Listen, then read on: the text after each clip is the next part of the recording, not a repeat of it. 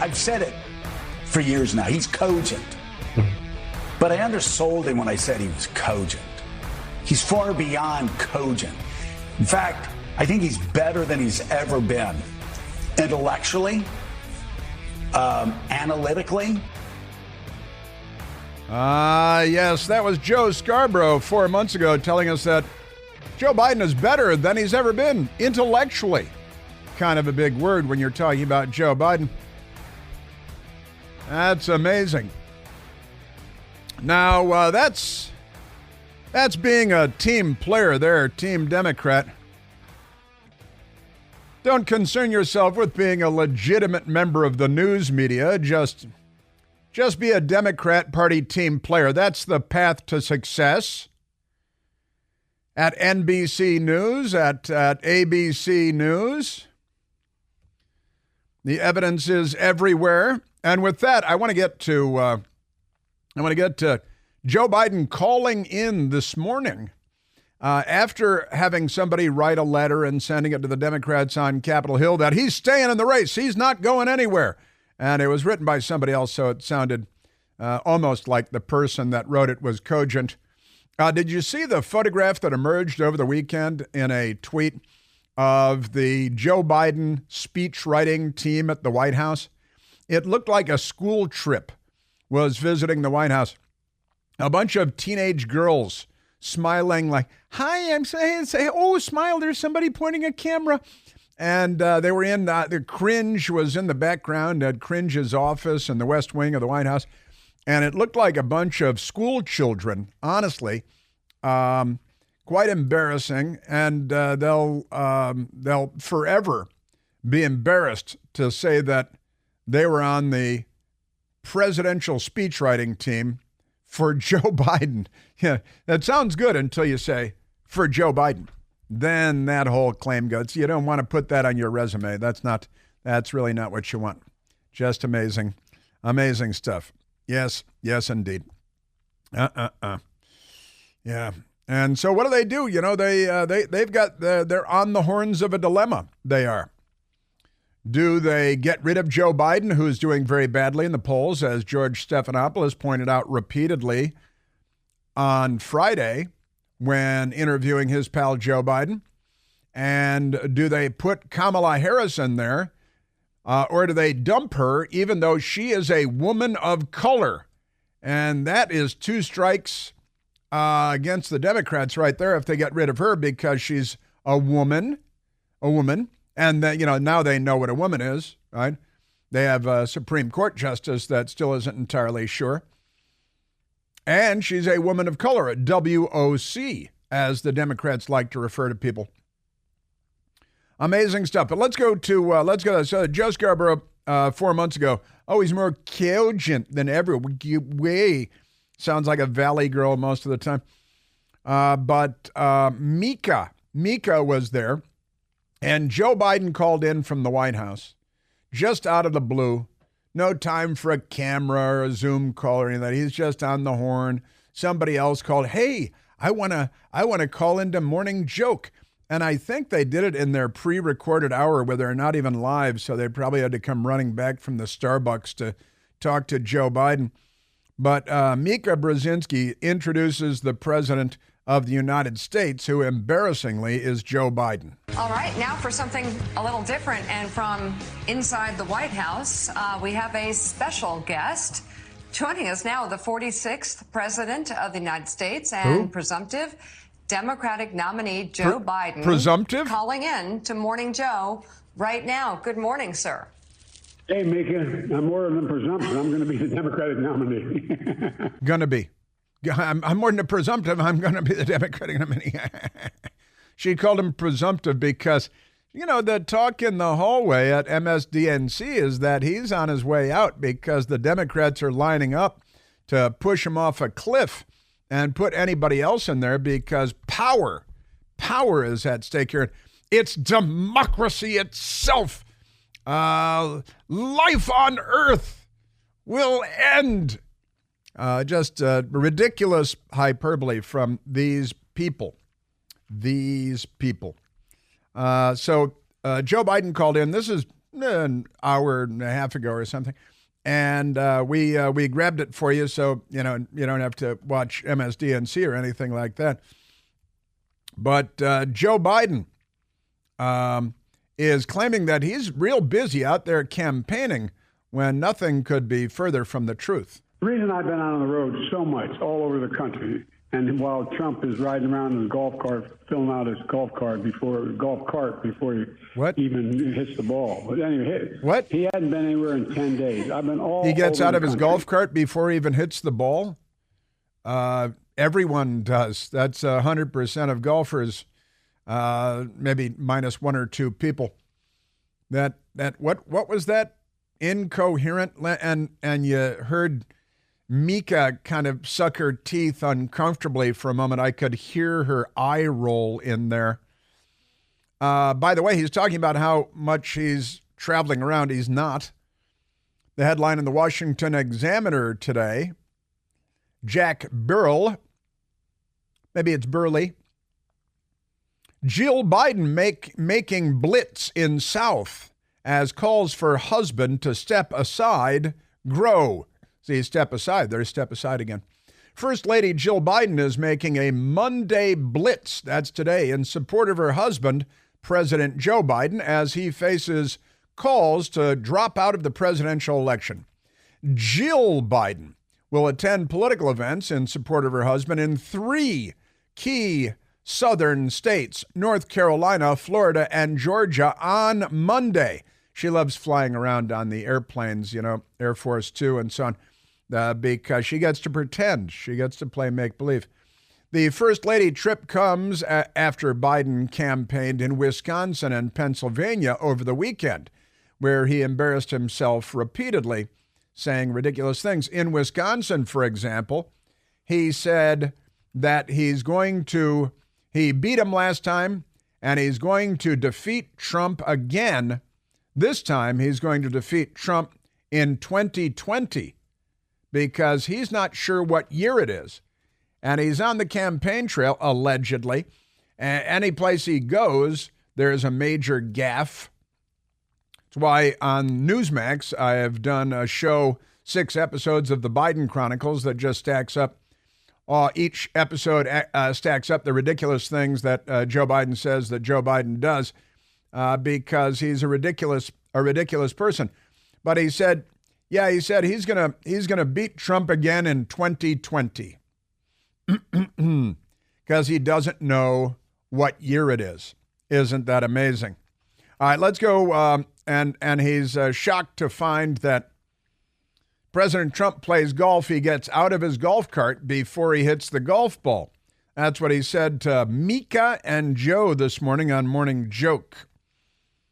Now, he also lied today, and I just want to say this beforehand. Today on the president's schedule, he's got one thing on his schedule as president. He's supposed to be running for president campaigning.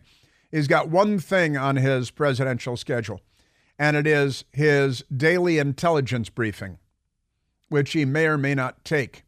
You may remember that with Barack Obama, they used to hand him his daily intelligence briefing in a folder. And normally what happens, the intelligence officials come in, sit down with the president, go through the paperwork, give him the round-the-world briefing. And Obama said, I don't need that. And so they started giving it to him in a folder with no in-person, face-to-face briefing. And it was widely assumed that he just completely ignored the daily intelligence briefing, the presidential daily briefing, the PDB, as it's called. But Joe Biden, the only thing on his schedule today is the presidential daily briefing, the intelligence briefing, and nothing else, while his wife is traveling to 3 states pretending to campaign for him in Georgia, Florida, and North Carolina.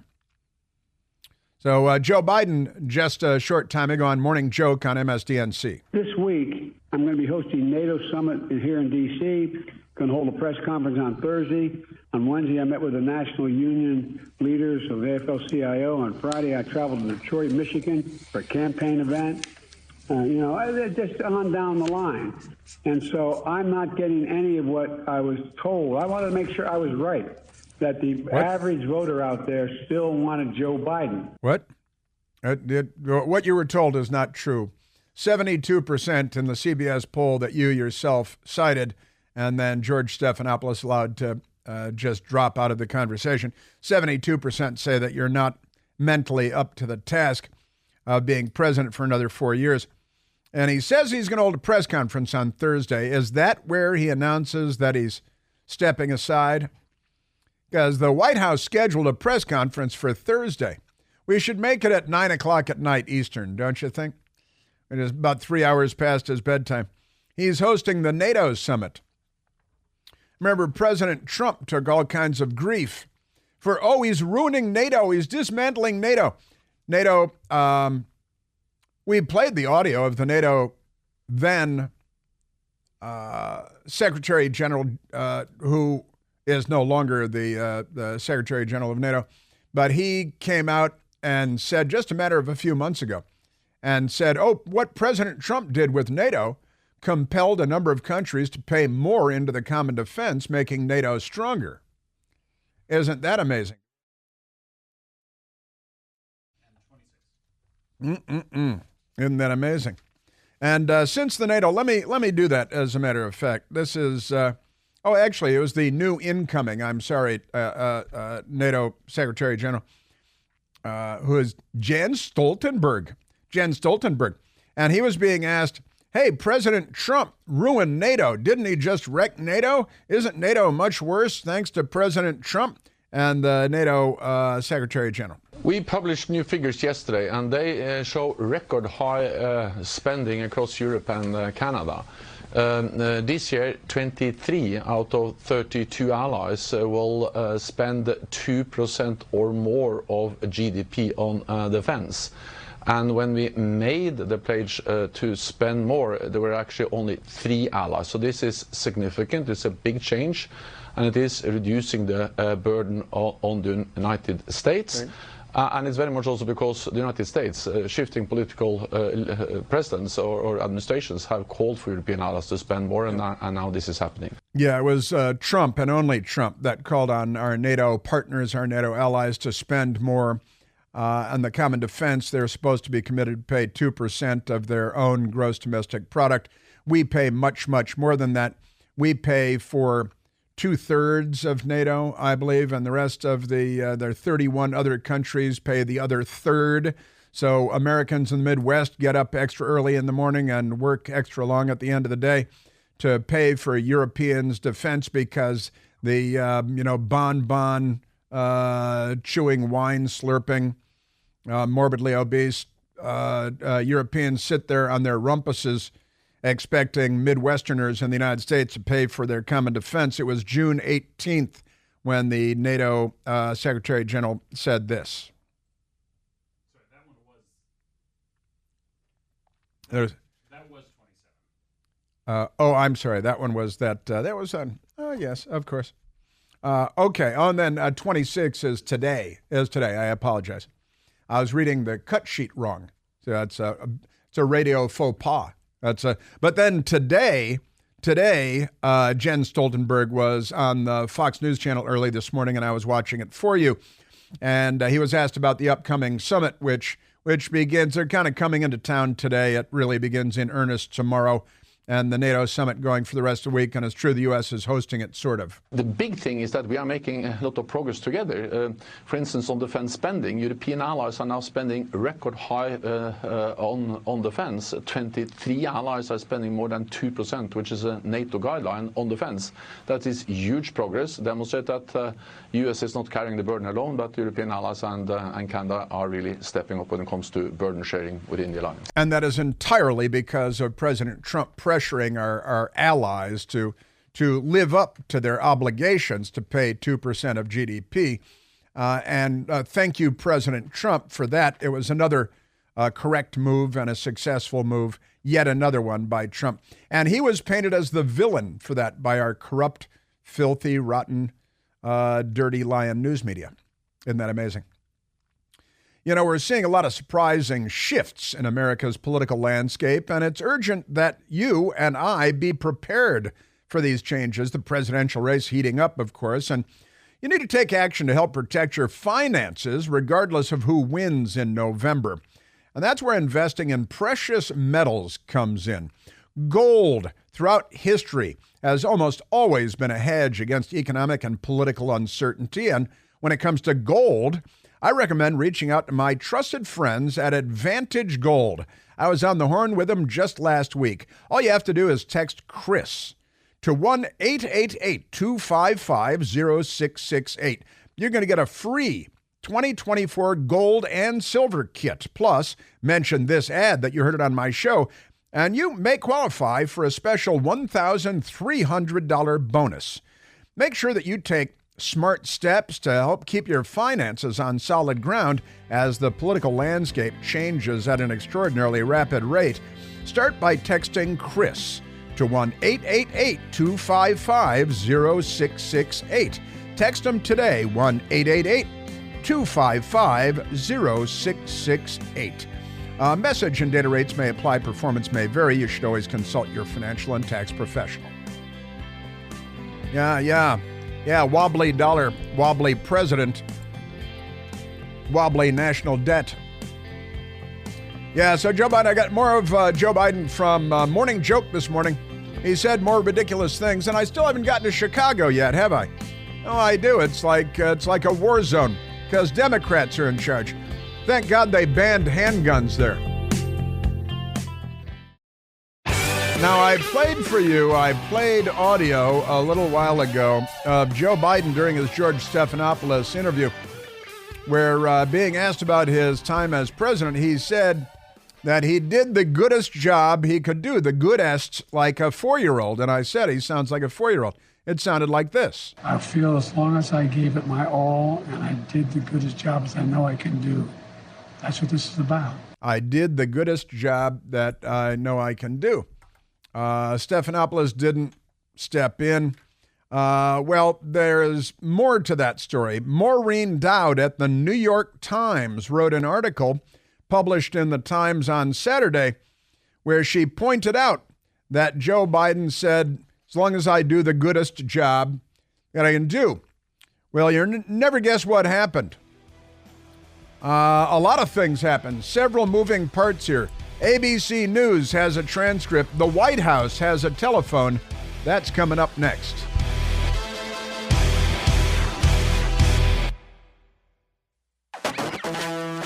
Now, even apparently Jim Acosta and Brian Seltzerwater, Uncle Fester, on CNN. What's the difference? On CNN this morning, they were talking about Joe Biden calling in to MSDNC with Morning Joke and Mika. And even they are taking shots at Biden. And when the media turns on you, when you're a Democrat and the media turns on you like this, you are toast. Just amazing. These people. But I just mentioned the story. Maureen Dowd flames Biden Spocks for making her alter language. I don't think they could make her, but okay. Radical left-wing extremist propagandists at Mediaite. They type, the New York Times columnist Maureen Dowd called out a spokesperson, not a spokesman, but a spokesperson, for President Joe Biden for asking her to alter a piece she wrote in order to clear up language from Biden's ABC interview with George Stephanopoulos.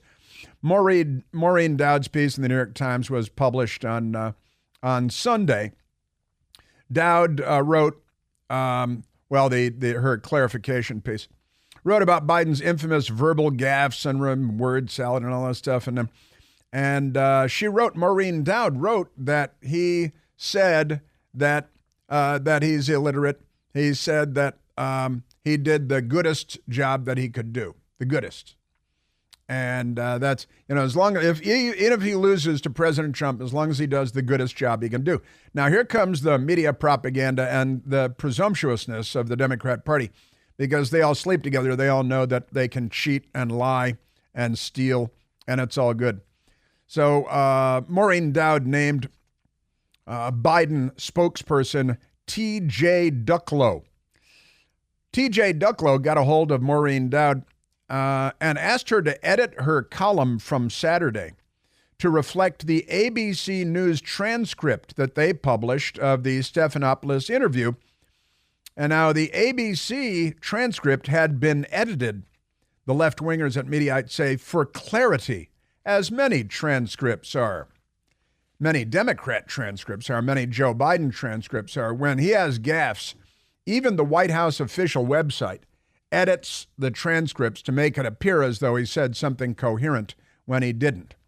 But Maureen Dowd wrote, in my Saturday column, I quoted Biden's line to ABC's George Stephanopoulos about how he would feel if Trump were sworn in as president because he refused to step aside. Step aside, there's the turn of phrase, step aside. And she quotes Joe Biden, I feel as long as I gave it my all and did the goodest job as I know I can do, that's what it's about.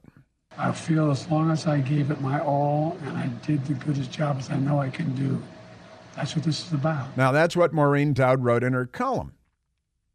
Now, goodest, she writes, isn't a word, but my researcher, Andrew Trunsky, and I listened to the video, our ears up against the computer 10 times, and that's what it sounded like. That's because that's what he said. We also checked the ABC News transcript, and that's the word they used, right? Now, New York Times news reporters and reporters at other news outlets took their cue from the ABC transcript. After my column was posted Saturday morning, T.J. Ducklow, a Biden campaign spokesman, emailed me to, quote, flag, end quote, that ABC News had updated its transcript to read, I'll feel as long as I gave it my all and did the good as job as I know I can do. That's what this is about. So they changed it to something that is illiterate. But what happened was, see, here's what happened. T.J. Ducklow, I'll bet $1, T.J. Ducklow called ABC and asked ABC to change the transcript, right? And ABC said, oh, okay, we'll change the transcript because we are that corrupt at ABC Fake News. We are Democrat Party bootlicks, and we're here to give you a tongue bath. So we'll change it, but we can't change it too much. We'll just change it and make it illiterate. I did the good as job as I know I can do. And that, they decided, was better than the goodest job. But ABC changed the transcript. Now, the New York Times and Maureen Dowd, they checked the ABC transcript, and it said goodest. And they wrote their story based on that, and they watched the videotape 10 times with their ear up against the screen. And then the Biden people call the New York Times and say, well, check the ABC transcript again because it's been changed on ABC's website. Now the New York Times goes to the ABC transcript. The transcript is changed at ABC. He still said goodest. Now Maureen Dowd and the New York Times have a new story, and that is that T.J. Ducklow of the Biden campaign calls news organizations, has them change reality, and they do it. ABC News should be out of business and have their press credentials pulled for every government building in Washington because they're not a news organization. They're a communist propaganda outfit, and whether you like communist or not, they honestly just amazing. So that's what they did. And Maureen Dowd writes, Ducklow asked if I could tweak the column and change the word goodists to make my piece, quote, consistent with the corrected transcript, end quote. Wink, wink. Even though the revised version was also gobbledygook. Now, that is just amazing. That's pretty amazing stuff. When I said we would tell our editor what he thought, Ducklow wrote back, yeah, again, it's not what I think, it's what ABC News, who conducted the interview, thinks. That's because ABC News corruptly changed the transcript, knowing that it was false, because they're bootlicks for the Democrat Party. And George Stephanopoulos is a former Democrat White House official, former Democrat, Capitol Hill staffer. I think it would be quite unusual if the New York Times asserted the president said something that the news organization who conducted the interview says he didn't say. That's what T.J. Ducklow now says. Man, oh man. Andrew, her sidekick, and I both emailed T.J. Ducklow back asking whether ABC had changed the transcript on its own or if the Biden team had asked them to change it. See, that's the question you might ask if you had two brain cells to rub together. ABC News, like any news organization, makes their own independent editorial decisions, T.J. Ducklow replied. Surely you're not suggesting otherwise. Now they're laughing out loud. T.J. Ducklow and the Democrat Party campaign, they're laughing out loud when they hit send on those emails back to the New York Times. So there it is. That's your news media. It's a third world news media. It's a Soviet news media. It's a corrupt news media. All right, now speaking of dimwits, let's get back to Joe Biden, who called in to Morning Joke this morning because, By the way, and I do want to mention this because I want to get to it before the big broadcast ends today. And I head down to Newsmax to start on my second job, 10 p.m. Eastern, Monday through Friday. Chris Plant, The Right Squad on Newsmax TV. Here's the headline from the Chicago Sun-Times. It's been updated repeatedly today. Now, this is where the Democrats are going to be holding their convention next month, where they will theoretically nominate Joe Biden or someone very much like him. Here's the headline, Chicago Sun-Times. Over the weekend, 4th of July weekend, it was a long weekend.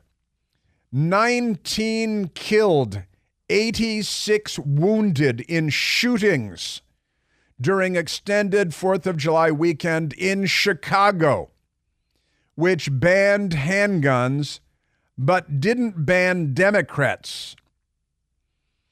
Of those shot, 24 were in mass shootings in Greater Grand Crossing, the near West Side, Douglas, and Austin, so various neighborhoods in Chicago. 24 people shot in different mass shootings, not in a single mass shooting. A total of 86 wounded, plus 19 killed. Wow. That's 105 shot, 19 killed, one weekend. Chicago.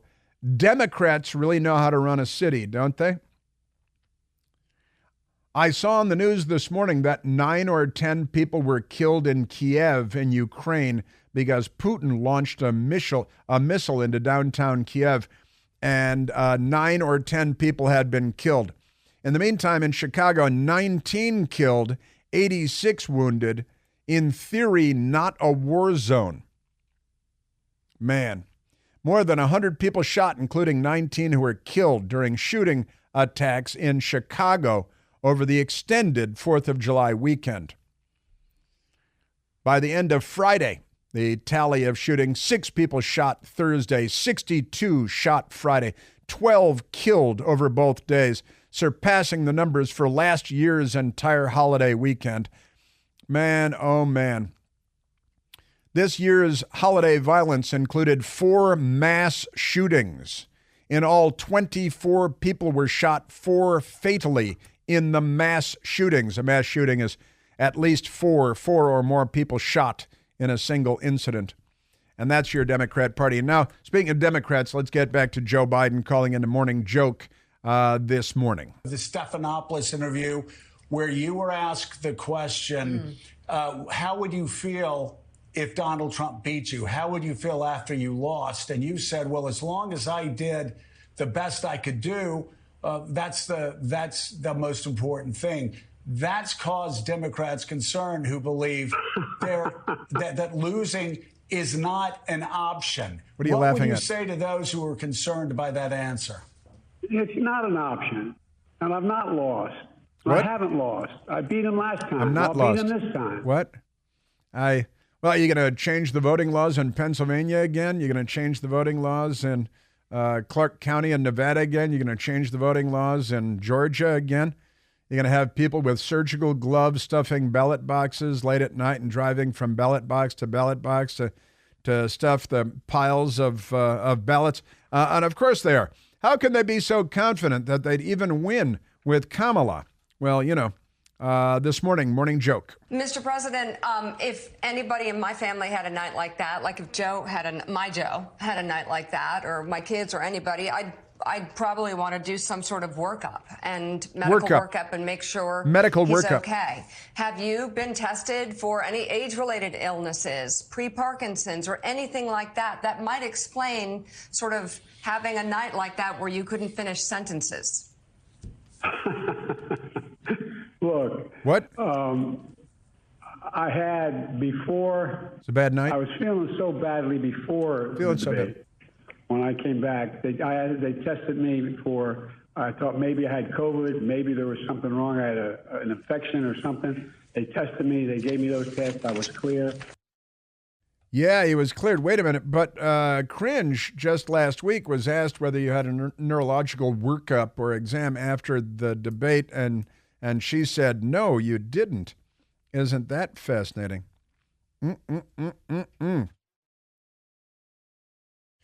And Joe Biden this morning on Morning Joke. Now, he went off on a rant for about 4.5 minutes at the end of the interview, and they didn't interrupt him. And in doing so, I believe they were sabotaging him, kind of like Stephanopoulos was sabotaging him on Friday. Joe Biden this morning on Morning Joke. But look, I'm not going to explain any more about what I should or shouldn't do. I am running. Now, and then he went off on a 4 to 4.5 minute rant at the end of this phone call to Morning Joke. Let me just say that on CNN this morning, Jim Abelio Acosta, left-wing radical extremist Trump hater, and the Marshmallow Man, Humpty Dumpty, Brian Seltzerwater, they watched the Joe Biden interview on Morning Joke this morning, and they didn't think much of it. This is what they said about it. That ABC interview last Friday night, it was relatively low rated. It did not, change the calculus, did not change the dynamic of this race or the situation for Biden. So he's being more aggressive today with this letter, with this phone call, maybe with other interviews in the coming hours, trying to change the dynamic. Yeah, I mean, and it was, it was a little bit of a page out of Donald Trump's playbook, calling into a morning show this morning. Yes, I think we should recognize that. I don't want to use the phrase Trumpian and go down that path as an insult, because it's not meant always as an insult. It's a recognition that certain political tactics that worked for Donald Trump might also work for other politicians. But yes, Biden did sound a bit Trumpian in this most recent call. He did, by the way, also on ABC. There is an element of resentment and grievance that you and I very well recognize from the former president. Yes. Yeah. Oh, no. I tell you, when they're comparing him to Trump, that's an attack. Abelio practically had to be dragged out of the Trump White House briefing room because he was throwing rocks and bottles at the president and the spokeswoman there. Amazing stuff. Yeah, not a lot of people watch that, huh? I think 8.5 million people watch that, and then on the internet, they got another 10 million views or something like that. But that's Brian Seltzerwater. What does he know? Democrats can't live with them. I'll let you write the rest. I don't want to use the phrase Trumpian and go down that path as an insult, because it's not meant always as an insult.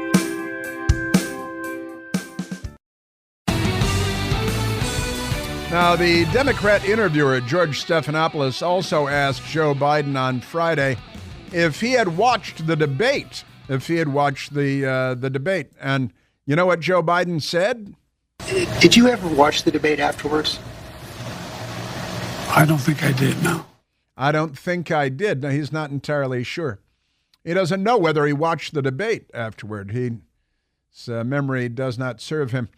David Axelrod, a longtime Democrat political apparatchik, former news reporter in Chicago, became a Democrat apparatchik in the Obama administration official. He was on CNN over the weekend. He is not optimistic. There are certain immutable facts of life. Immutable. And those were painfully obvious on that debate stage. And the president just doesn't seem to he hasn't come to grips with it. He's not winning this race. He's more likely, if you just look at the data and talk to people around the country, political people around the country, it's more likely that he'll lose by a landslide than win narrowly this race. More likely he'll lose by a landslide. See, that's why the Democrats will get rid of Joe Biden. All right, we're running out of time, but a real quick, let's go to Steve calling from Linthicum, Maryland. Stephen, I got about a half a minute for you. I wanted to see if I could squeeze you in here. Okay, thank you, Chris. I just wanted to call real quick because I wanted to thank you. My wife and I lead the music at our church. We do hymns. We did a hymn yesterday. It's called Glorious Things of Thee Are Spoken. It goes to the song Austria. And all I read are chord symbols. I don't read the music. I just look at the chords. And every time we do that song, as soon as we start it, I hear you singing Deutschland, Deutschland, über alles. And I wanted to thank you because that's how I can remember how the melody goes. It's quite a melody, Deutschland über alles, isn't it? It is. It's beautiful. It's a beautiful melody. But I mean, the song itself, Austria, is beautiful. But that's how I hear it every single time. Just hearing you sing it, Deutschland, Deutschland, über alles. That is very funny. Takes me up. So very, very funny. Thank you for that. Well, thank you, Steve. That's a fun little story. I'm always singing about the Democrats and you know how much they are like the. See you tomorrow.